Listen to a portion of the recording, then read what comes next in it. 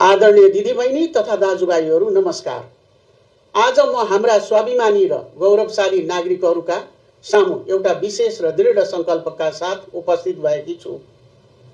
हामी सबैलाई थाहा छ, केही समय अघिको जेनजी आन्दोलनले हाम्रा सडकहरूमा एउटा फरक कम्पन पैदा गर्यो।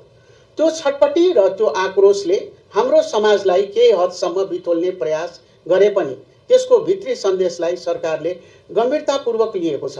एउटा जीवन्त लोकतन्त्रको सौन्दर्य नै यही हो कि यसले हरेक सङ्कटको निकास सडकको हिंसाबाट होइन, संवाद र जनताको मतबाट खोज्छ। आदरणीय देशवासीहरू, भदौ 23 र 24 को त्यो दुःखद घटनापछि देश फेरि शान्तिको बाटोमा फर्किएको छ। ती घटनामा ज्यान गुमाउने योद्धाहरूलाई शहीद घोषणा गरेका छौँ।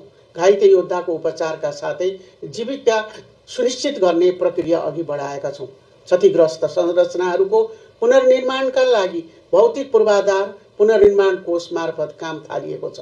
अब हामीले ती नमिठा पलहरूलाई बिर्सेर एउटा सुन्दर र स्थिर भविष्य निर्माणतर्फ हातमा हात मिलाएर अघि बढ्नुपर्छ। अहिले कतिपयको मनमा एउटा जिज्ञासा र केही ठाउँमा भ्रम पनि छ। प्रश्न गर्नेहरूले भन्ने गर्नुभएको छ कि देश साँच्चै चुनावतिर बढेको हो, तर के सरकारले शान्ति सुरक्षाको ग्यारेन्टी दिन सक्छ? आज म यही मञ्चबाट देश र दुनियाँलाई प्रश्न पार्न चाहन्छु। 2082 फागुन 21 गते हुने प्रतिनिधि सभाको निर्वाचन अब केवल एउटा कार्यतालिका मात्र रहेन। यो हाम्रो देशलाई स्थिरता दिने र नयाँ युगको सुरुवात गर्ने एकमात्र निर्विकल्प मार्ग हो। म तपाईहरूलाई आश्वस्त पार्न चाहन्छु, चुनाव सार्ने वा रोक्ने जस्ता हल्लाहरू पूर्णतः निराधार र भ्रमपूर्ण छन्। यो सरकार तोकिएको समयमै निष्पक्ष र भयरहित वातावरणमा चुनाव सम्पन्न गर्न चट्टान झैँ दृढ छ। मेरा प्यारा देशवासीहरू, निर्वाचनका लागि सरकारले आफ्नो तर्फबाट सम्पूर्ण तयारी पूरा गरेको छ। सुरक्षाको सवालमा हामीले कुनै कसर बाँकी राखेका छैनौँ।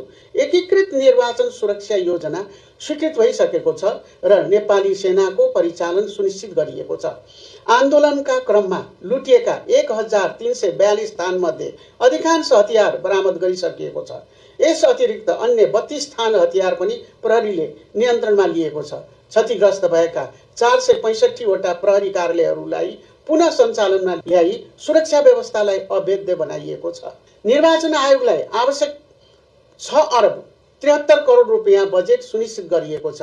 हामीले यसपटक अर्को ऐतिहासिक फड्को मारेका छौँ। मतदाता नामावली ऐनमा संशोधन गरी निर्वाचनको मिति घोषणापछि पनि 8,37,000 नयाँ युवालाई मताधिकार सुनिश्चित गरेका छौँ। आज 1 करोड 81 लाख भन्दा बढी नेपालीको हात